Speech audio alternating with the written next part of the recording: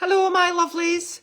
I am live right now to set the standards for the week. So I put a post out this morning with a link to a podcast or with a call to action to a podcast. So if you want to listen to my podcast about what I'm doing every day,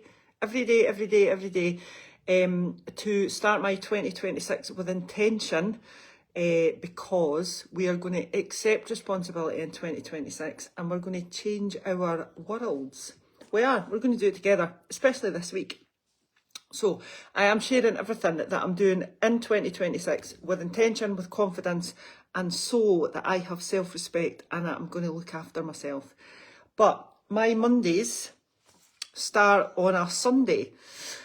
So Sunday is where I decide who I'm going to be for the week, what I'm going to do for the week. And I want you to think about setting some time aside on a Sunday. It doesn't take yonks, all right? It doesn't take all Sunday. But what I'm not going to do on a Monday is wake up on a Monday morning hoping that I have a good week, hoping that I stick to my diet, hoping that I do my exercise, hoping that I turn up to the gym when I said I'm going to turn up to the gym. So I set my plan on a Sunday, and then when I wake up on Monday morning, or even better still, when I go to sleep on Sunday night, I know that I've got a plan. So it's all good. I think, anyway. So if you want to do this, then just follow me all this week. I'm going to do lots of lives, lots of posts, lots of podcasts as well. So on a Sunday, I plan my breakfasts, my lunches and my dinners.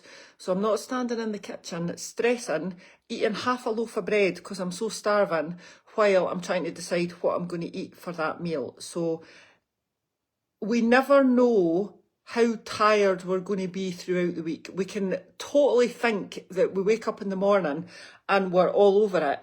And you know, right, it just takes one fanny to interfere with our life, or one person to make us rage, or one night of shitty sleep for everything to actually go to shit. So I plan on a Sunday, therefore I don't actually have to use any brain space during the week. All I have to do is eat what's in my MyFitnessPal and not even think about it. And just turn up to the gym when I decide to turn up to the gym in my diary. Do you know, I'm taking all the wingingness out of it. Consistency, man, right? So planning food, a lot of people are like, oh my God, is that all you ever do is plan your food and plan your exercise? But yeah, that's why I'm winning at life and not having a drama. It's why most of the time I'm not chaos. I am chaos sometimes, but it's why most of the time I'm not chaos anymore. It's why I've got fitter and stronger, and I've lost excess body fat, because I've had a plan. We need a plan, ladies, all right? So it's not an obsession. It's just a quiet confidence that I'm going to look after myself. It removes decision fatigue. Like I said, standing in front of the cupboards thinking, oh my word, what am I actually going to eat? Because there's either too much choice or there's not enough choice, or you're so hungry and hangry and starving that you're not capable of making a sensible choice or a healthy choice. You're just going to dip your finger in the Biscoff jar or something like that. So it takes away decision fatigue. It takes away any guilt, because I'm not going to dip my finger in the Biscoff jar. I mean, where does that come from? I've never done that. It gives me calm and it gives me choice. So just by taking 10, 15, 20 minutes to think about what I'm going to eat for the rest of the week on the Sunday, just gives me a choice. Yeah, and it gives me a choice out with the situation, so not when I'm hungry, because that's never going to happen. Alright, I also sit and put all my training and my daily activity in my diary. Right, I walk Jasper every day. I'm never going to forget to walk Jasper. Why would I? It's still in my diary though. It's still, I get to tick it off when it's done. If you're a ticky box person, this is a good thing. But it's also something to look forward to, for me anyway. So I go out to the gym in the morning and I do 2 hours of coaching. And then I come up the road, get Jasper, and we go for a walk. Sometimes we get a takeaway coffee, sometimes we don't. Sometimes I steal a coffee from the gym. Well, I don't steal the coffee, but there is a coffee club. But sometimes I have a coffee at the gym in my takeaway cup. But It's an hour of a walk with Jasper out in the fresh air, and it lets me just review the 2 hours of work that I've already done, think about anything that I need to do for the rest of the day that popped up within those 2 hours. And it's just nice to get out in the woods. So even though I do that every day without thinking about it, it's still in my diary because I'm going to do it with intention. I'm not just going to decide randomly, oh, I think I'll walk Jasper just now. Do you know, there's a time set for it, and I do it. It's good, right? Because they matter. So they should be in. And it's also, even though I'm walking Jasper, and obviously it's all about Jasper, it's me time. It's time for me to switch my brain off and process the last 2 hours. So, do you know, if things like, if they're not in your diary, right? So if they're not scheduled in, they're negotiable. Right? But I'm done with making my goals negotiable. They're not negotiable. They're absolutely not negotiable. I've got a goal and I know I need to do it to make sure that I hit that goal. So they're in my diary. All right. Also, what I do on a Sunday is to be fair, I do this every night for the next day, but I'll speak about that on a separate live. I put my food in for the next day into MyFitnessPal so that I know in advance I'm going to hit my calorie goals and I'm going to hit my macro goals. All right. So this is a battle that I do have with some clients. And it's something that we're working on. I do pick my battles with them, by the way. It is something that we're working on. Like, putting your food in MyFitnessPal after you've eaten it is not going to guarantee that you've hit your calories, and it's not going to guarantee that you've hit your macros. Whereas if you do it in advance, so if I didn't do it in advance, what happens on Monday night when I'm sitting at 8 o'clock at night and I've got, I don't know, just say I'm 40 grams missing of my protein, but I've only got 30 calories left, right? So that just pretty much means that I've not hit my goals. So if I plan them in advance, then I'm going to hit my calorie goal for the day. I'm not going to have decision fatigue because I've already planned what I'm going to eat. And I'm going to hit my calorie and my macros goals, which means I'm going to hit my goals. My body composition goals, my strength goals, etc. So it gets planned in advance.